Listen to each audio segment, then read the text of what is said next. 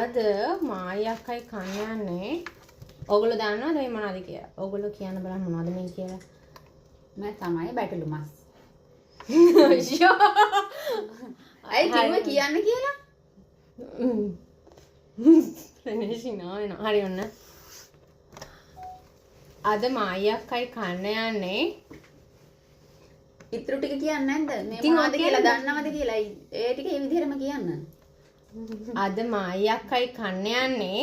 මේ මොනවද මේ කියලා දන්නවද? බැටළු මස්.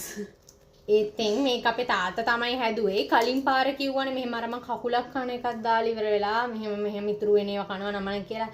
ලැජ්ජ නැද්ද අනේ ඔයාලට ඔවා කියන්නේ ඉතුරු වෙන ඒවා කනවා කියන්න. ඉතුරු වෙච්ච ඒවා කන්න. මේ ඕනි නම් ඉතින් අරන් කන්න ඒ වගේ තමයි. මේ අද මේ කන්න යන්නේ. දැන් ඉතින් ඔයගොල්ලෝ බණී යනම් මනම් කරයි. ඒ උනට හැමෝම බෝසත්තුද? බෝසත්තු.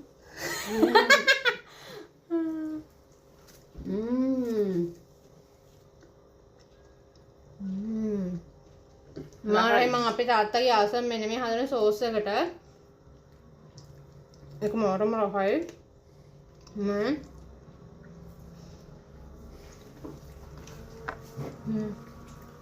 සමහරු කියලා තිබ්බා චිකන් විතරයි කන්නේ කියලා.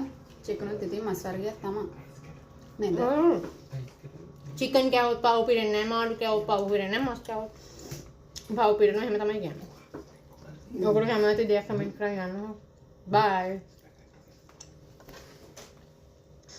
කොහොමද